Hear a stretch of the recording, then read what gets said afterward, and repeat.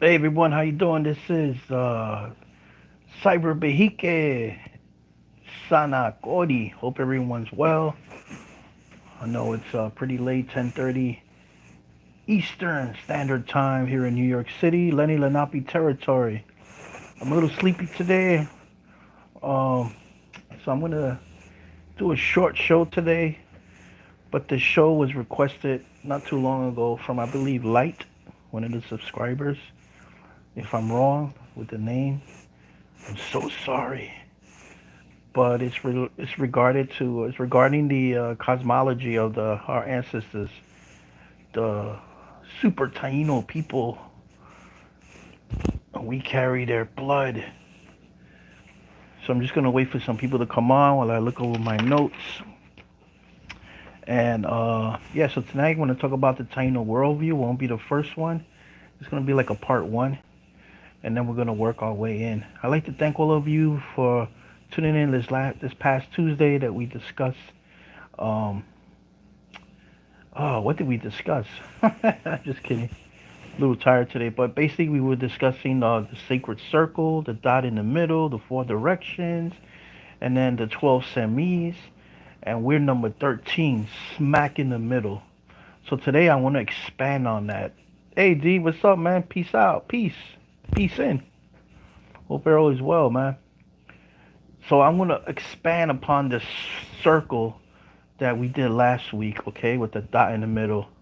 And I'm going to show you some examples of this sacred circle and how that circle is crucial to Taino living, both in the past and in the present. You guys can hear me good? Sound check. I got this little mic here, so I don't have to carry the mic. Sound check, sound check. Can you guys hear me? Let me just see here. Any sound technicians out there? If you guys can hear me, let me know.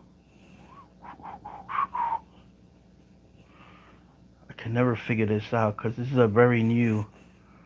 I just got this tonight. All right, all good, very good. It's working. Okay, so I'm gonna show you guys some stuff regarding the sacred circle, and I want you guys to keep this in your mind. The center point of the circle. Hold on here, let me.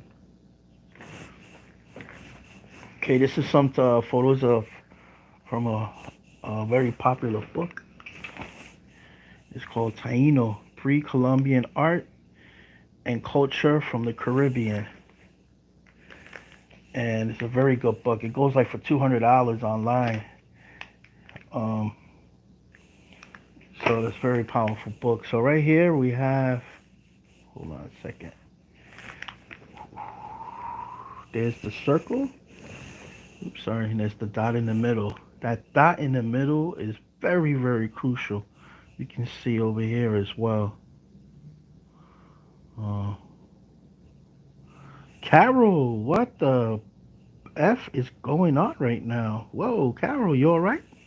Is everything cool? Hold on a second. We got a little swirl going on in this pottery with that right there. This is an example. Here's another semi right here, and there's the dot in the middle right there. Very interesting. Now I love this one. This right here looks very, very like futuristic. It's an amulet. There's that beautiful circle in the middle. Man, to get that perfect circle, very difficult, very difficult.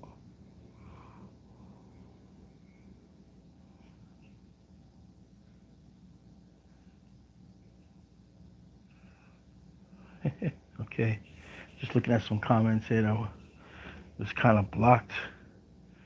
I'm going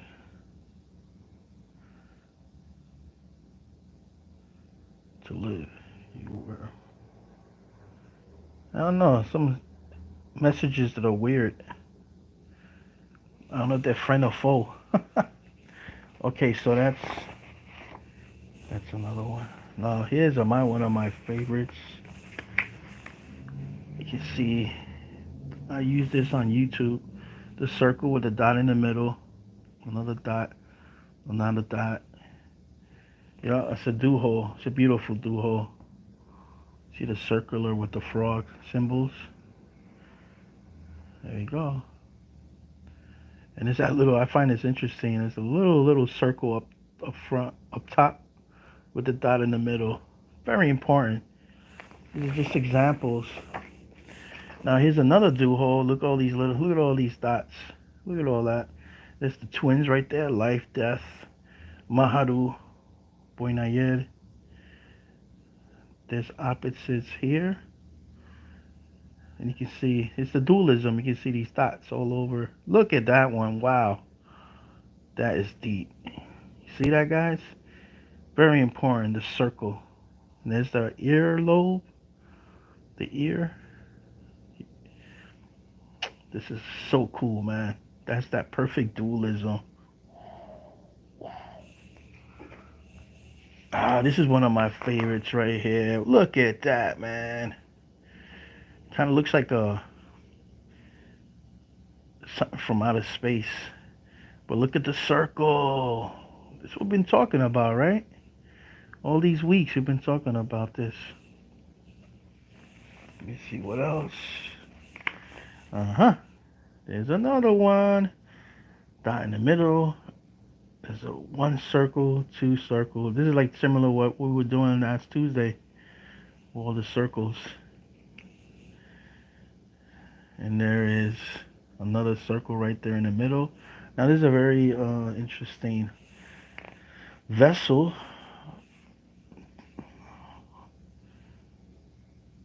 And I'm going to get into some future shows. Now I want to show you Deminan Caracaracol. His Deminan, which symbolizes the four directions. You can see he has like a hole on top. He got the ear holes.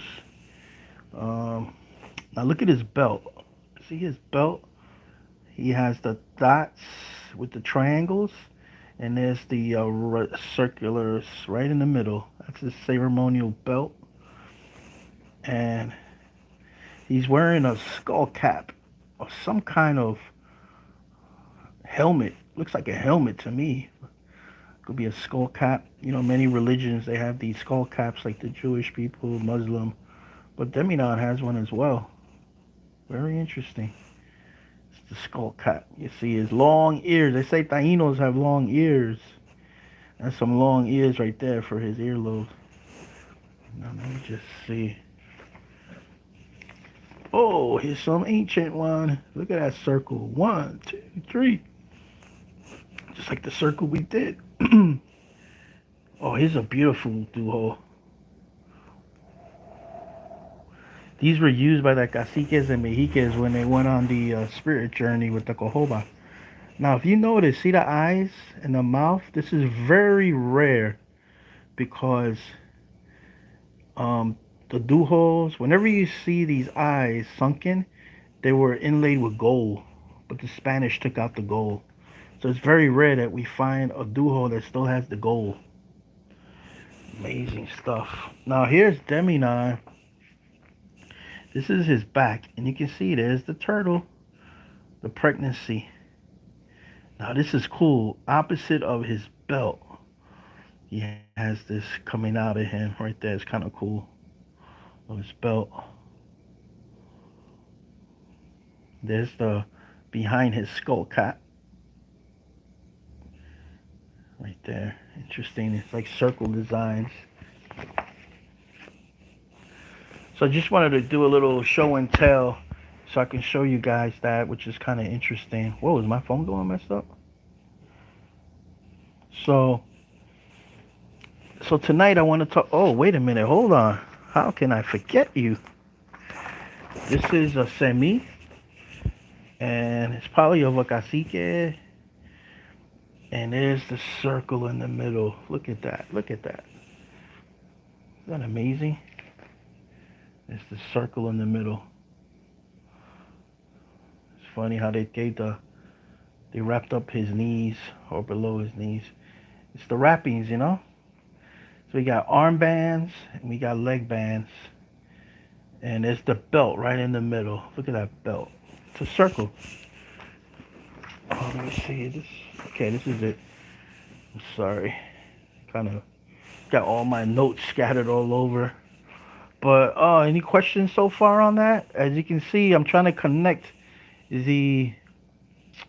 connect the our sacred art, our sacred tools, ceremonial tools with what I'm about to teach you tonight or share with you tonight.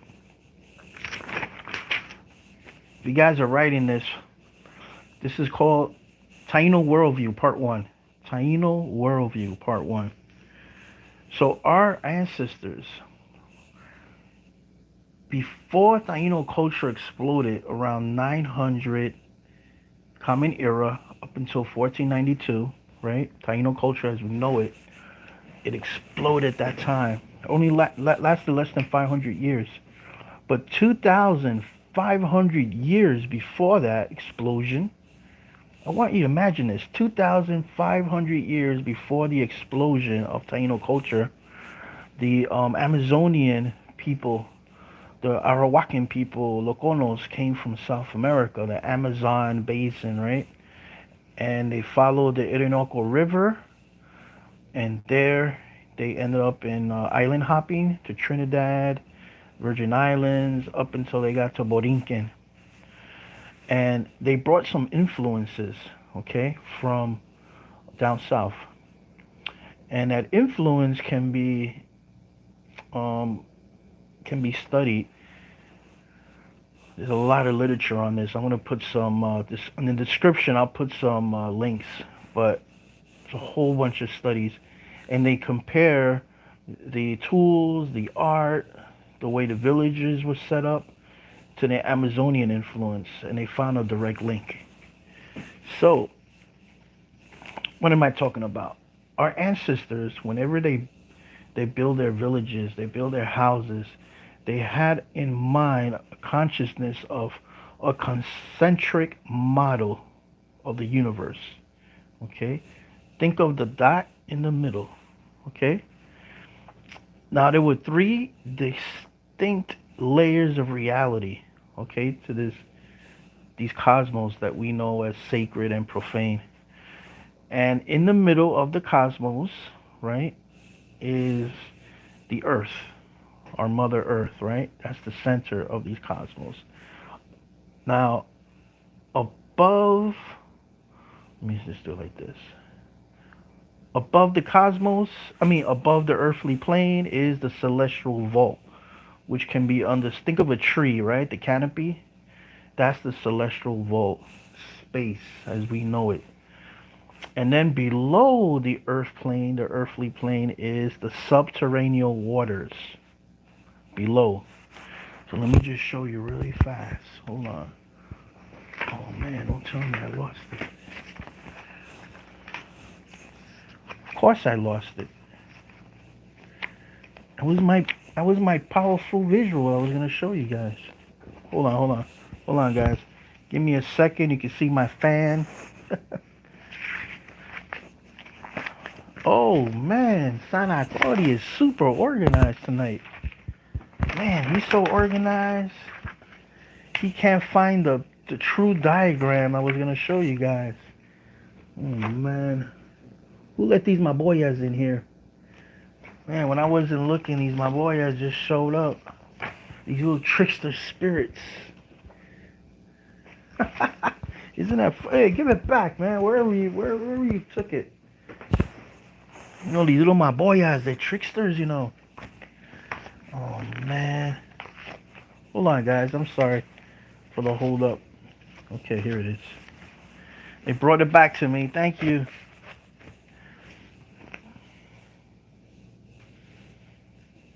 Okay. So right there. So we have the central part, which is the earth plane. You see the villages, the cemetery, and so on. And then on top is it's like, think of a tree. So this is above the tree, the stars. And then below is the subterranean waters. And what connects all three when you put it together is the sacred caves. And this is why the Bejique spent so much time in caves, because it was the central part of the cosmos. Okay?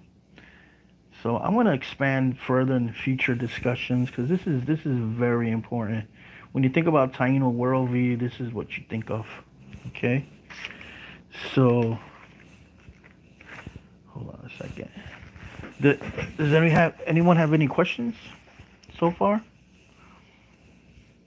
So South American culture, which came up to the Caribbean 2,500 years ago, they brought this understanding of the central concentric model of the universe. So much so that when they started building the villages, they started building their houses, they had this in mind with the concentric model. Okay? So think of the roof, right? Of a bohio, the roof, which is round on top. Now across the roof, there's some cross beams, and well, let me just backtrack. The roof that we know of when you go into a bohio, if you ever been to a bohio, there's a whole bunch of them in Ponce, which is amazing, in Tibes. When you look up, that's the cosmos in the bohio. It's micro, at the micro level. So the roof is the heavenly vault. Now the cross beams on top of the roof, that's the Milky Way. Okay. Now in the middle of the bohio is the central pole, and that what I believe is that dot in the middle, the central pole, the axis mundi. Okay. Now there's now all of this that I'm discussing right now is circulatory. It's circularity. It's time, space, rooted in the center pole, in the circle. Very, very important. So there's two levels of understanding the universe in our ancestral worldview. The first one is the sacred. Okay, and the sacred can be found in the center. So when you go into your bohio back in the day, or your canete, you have the central pole. Okay, and what's sacred? What's sacred is humanity. People that live in this bohio are sacred beings. Your social life, the way you live, the way you act in a social level, that's also sacred. Rituals that you participate in, that's sacred. The food is sacred. Cooked food is sacred. Um, the beverage, man, I can't think of it. The beers that they created, like the Mavi and the Yucca drink. So all these beverages were sacred as well, or are sacred. So that's at the center of the house, of the village. When you go out, you have that profound sacred way of living your life. Now, profane is the opposite of sacred. It's things that live outside of the circle, okay? Or at the edge of the circle. And this could represent different things. It could represent the village, the everyday lifestyle of working on the farms, domestic life, non-ritual actions, just the profane, just the everyday stuff that you have to go through, raw food, you know. Um, so it's not bad, but it's something that needs to be developed and needs to be produced, you know. So I just want to leave you all with this. The bohio, the house, is definitely a sacred um, microcosm of what the universe is. So it's like a little mini universe, okay? And the village as well. The village that surrounds the middle of the Batu. Pre-Taino villages had the cemetery in the middle, and then we developed the Batu or the Bate That's the center point. Okay. So also the duho that I showed you before, the ceremonial seats. Whenever you sat in that duho, you became the center. You became the center. Remember the story of Yaya and Yayaed? When Yaya's wife put the bones of Yayaed, she put it on on top of the center pole, below the cross beams, and all of that has a lot of symbolism when it relates to the universe. Any questions out there? You guys being too quiet. So the Taino worldview is all rooted in what we call the central pole, the center. Hold on a second. Let me just show you something real fast. Okay. Hold on a second, guys.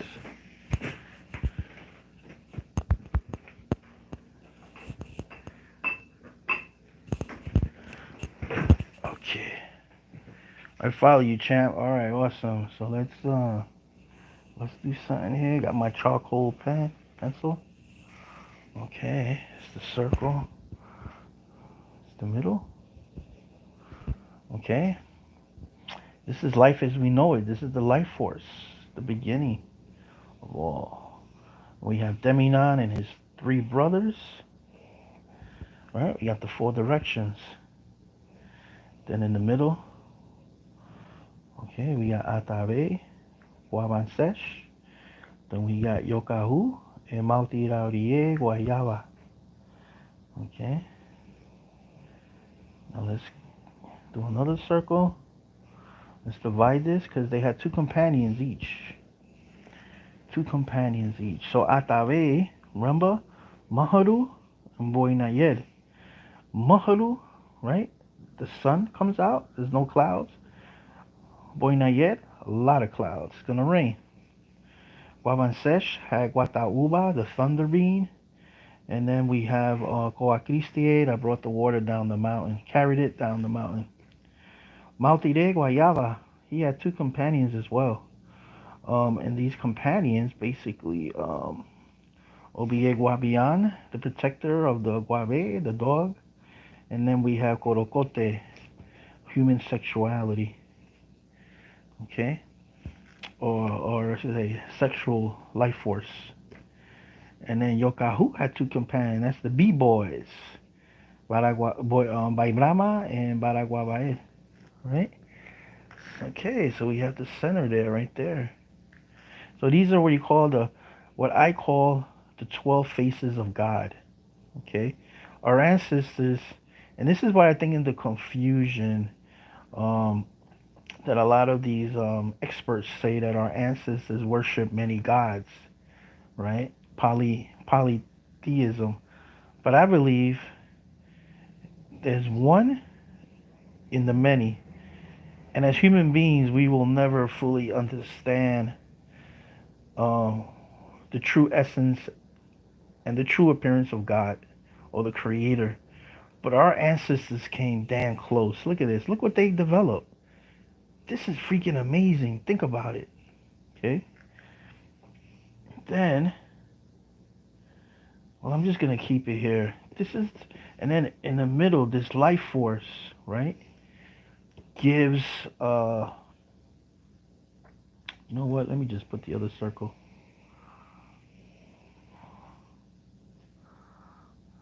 Okay. Okay, so you have the four sacred medicines. We got fire, cassava, right? Then we have cohoba, and we have tobacco. And then we have the four sacred beings here on earth, which is a manifestation of God, right? So we have the mineral world, right? And then we have, man, I can't think today, plant world, right? And we have animals, and we have humans, the human, okay? And we're all part of this sacred circle, you see, we're offspring. Now the thing is, this life force is shared by us. Man, we share in this life force. Why? Because we can bring life into the world. Okay, we can bring life into the world. So this is the 13th semi right here. Number 13 is humanity. And this is why the center pole, right, was so crucial in understanding the centrality, is that as human beings, we have the responsibility to take care of the animals, take care of the plants, take care of all the minerals,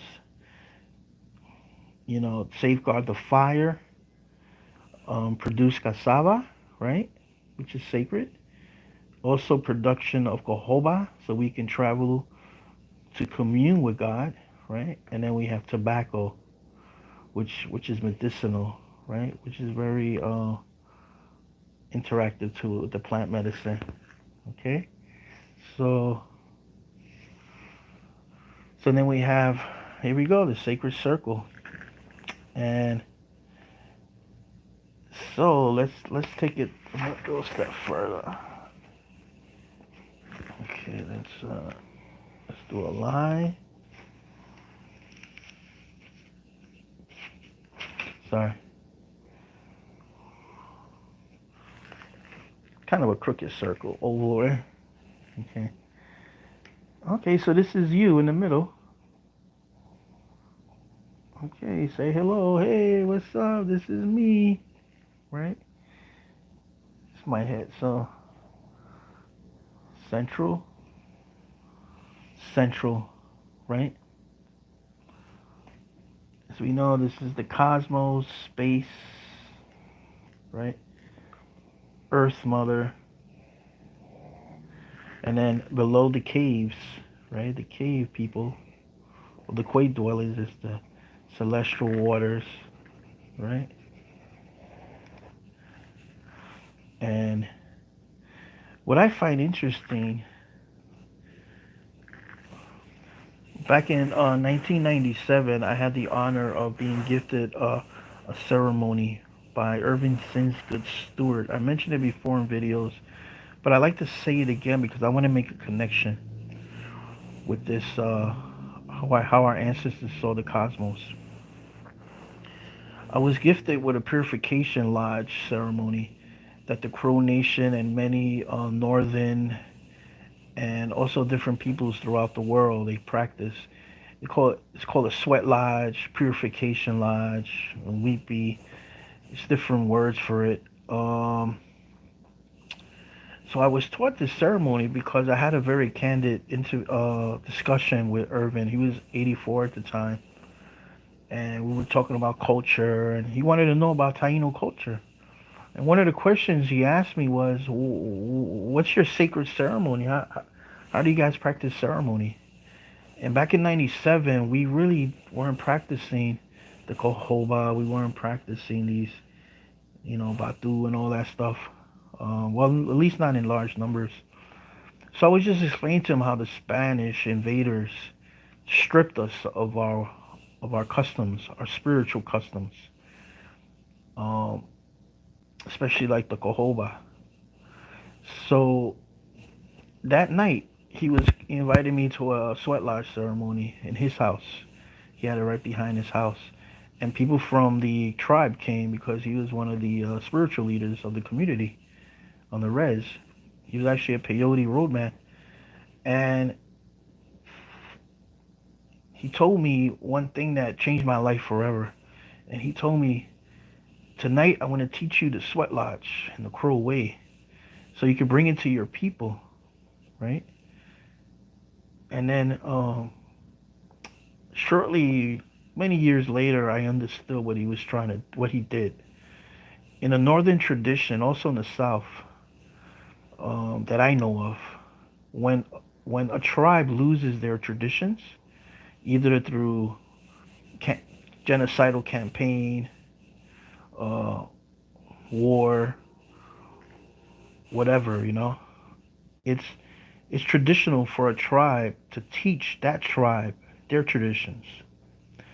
And even though I'm not Crow, a Crow elder, spiritual leader, gave me a ceremony because we didn't have that ceremony. We didn't have a traditional ceremony per se. For us it was the Cojoba, the Batu, um, the Arretos, but I can honestly say, and I know a lot of people will probably disagree with me, that a lot of stuff that we've been doing, especially here in New York, also in the Caribbean, um, we really didn't receive it firsthand knowledge or lineage. We read through the books, we read through the accounts, but we really didn't have a Taino telling us this is how we do it. This is how we did it for 5,000 years, or 500 years. So a lot of courageous people took it upon themselves to try to bring back some traditions. But what traditional tribes do is, instead of going through books, instead of researching and so on, what they do is they make relationship with other tribes.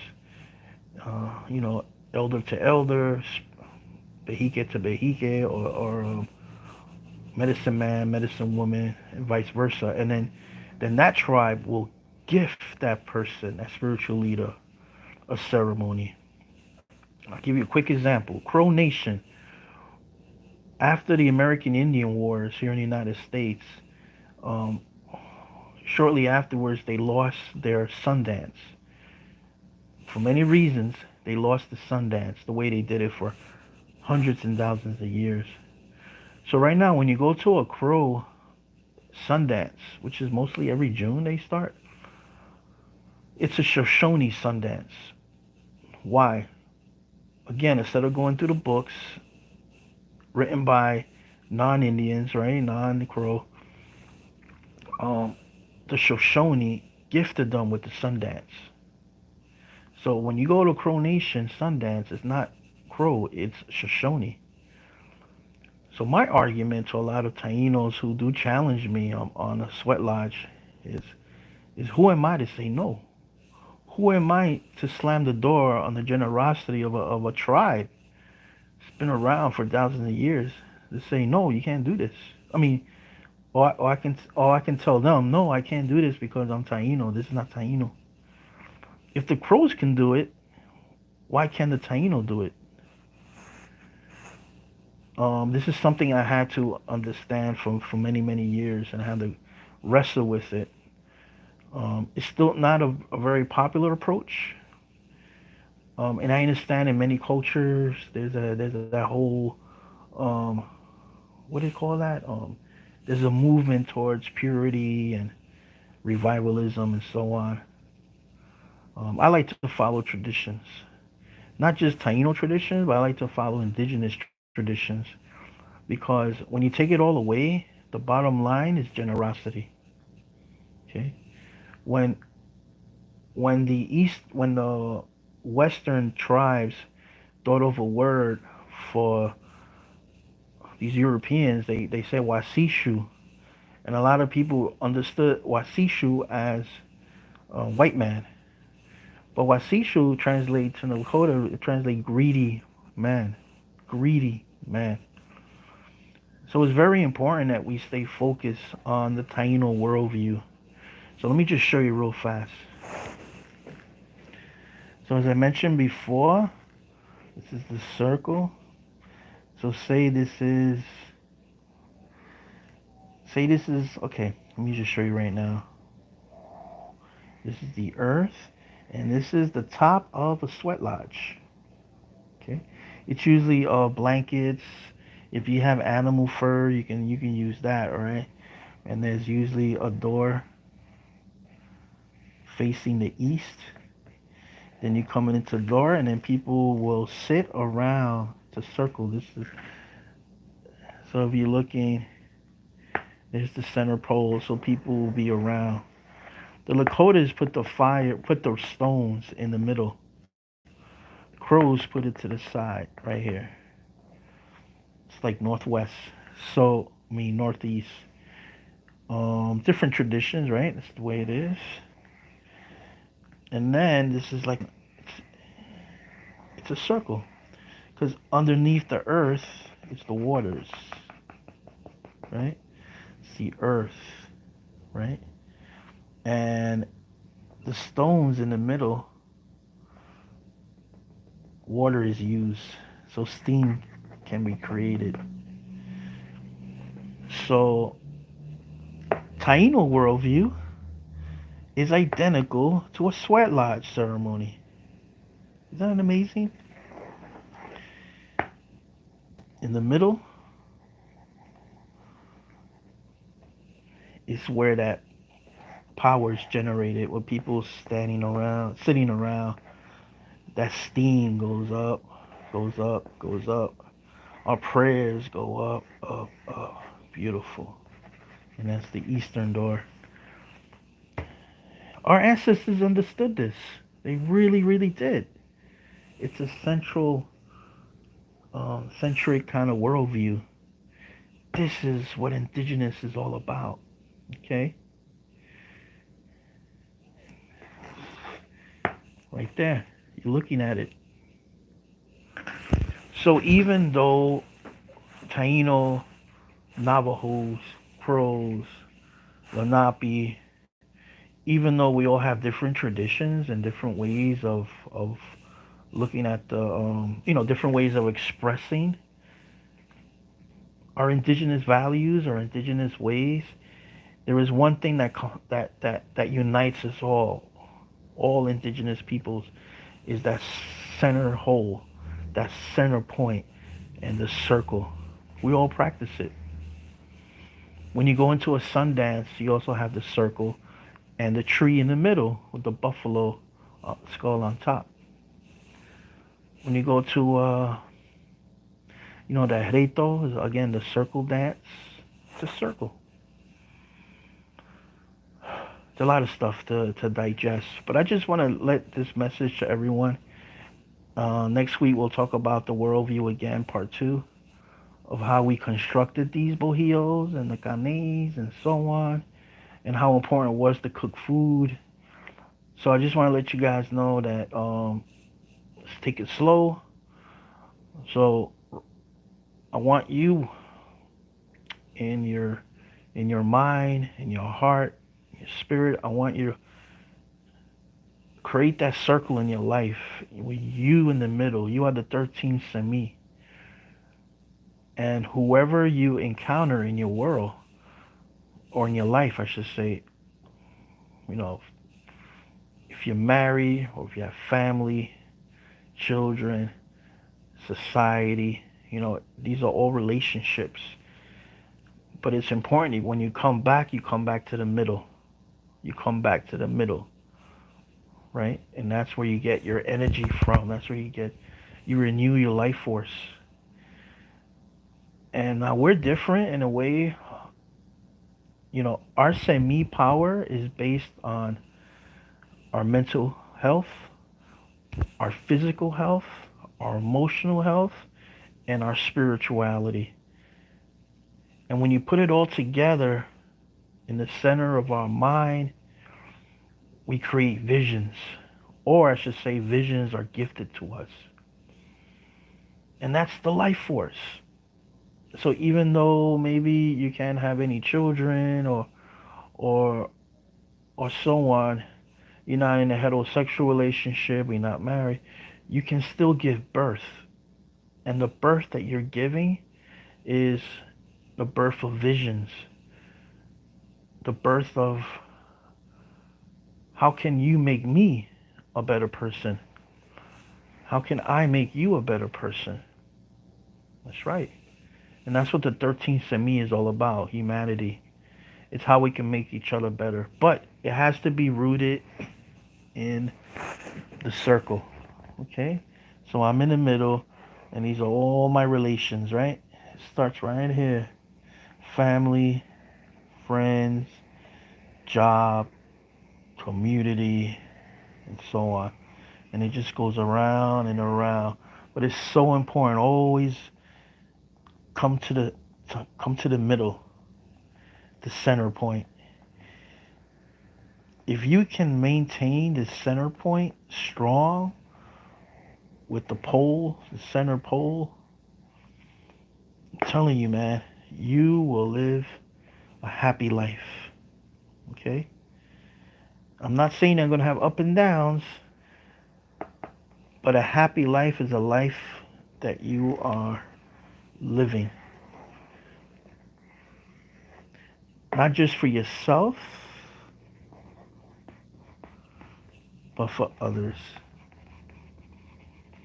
And this is why, traditionally, right, we had the Bohíos, Bohíos, Bohíos, Bohíos, and in the middle, in the Taino culture, we had Bates. And then we played the Batu game, we did the Reto. See, we all got together.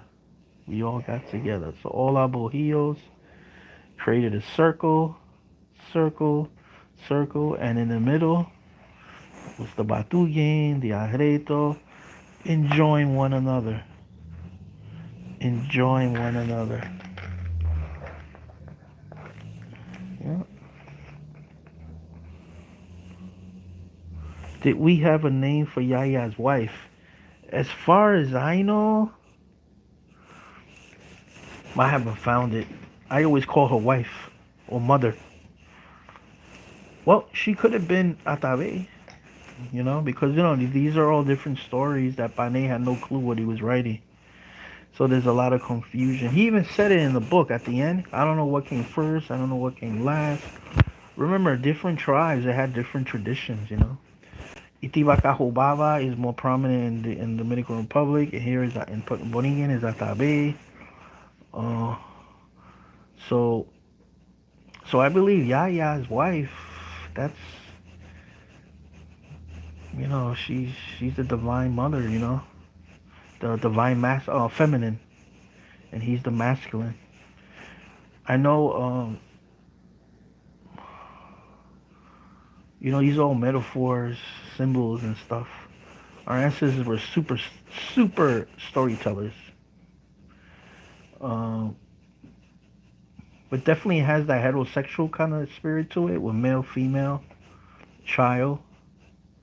But as I mentioned before, we did have that two-spirit understanding as well in human relationships and in the cosmos, life, death, and so on. Man, I wish I had a time capsule. I can go back to 1491 and sit with the Behikes, right, and start chatting with them. But believe it or not, there's ways you can do that. Hit me up if you're ever in New York City. We'll go out to the caves, and in Wood Hill Park, we'll do some ceremonies. See, we could commune with those ancestors. It's possible. So thank you all for tuning in. I know it's pretty late for you in the East Coast, but all you who have downloaded this video, thank you so much. Hey, I got a new YouTube channel. It's called DJ UFO Zero, Zero. It's just dedicated to my music, house music, techno music, trance, psychedelic music. You could look me up there, and it's music is medicine for me, and I was brought up in hip hop and techno as well. So please, thank you all. Bo Kwatukan. Whoa, ambulance. Hope everyone's all right. Hope no one's that bad. But yeah, man. God bless you all. Bo Kwatukan. I love you all. This is Taino Fun House.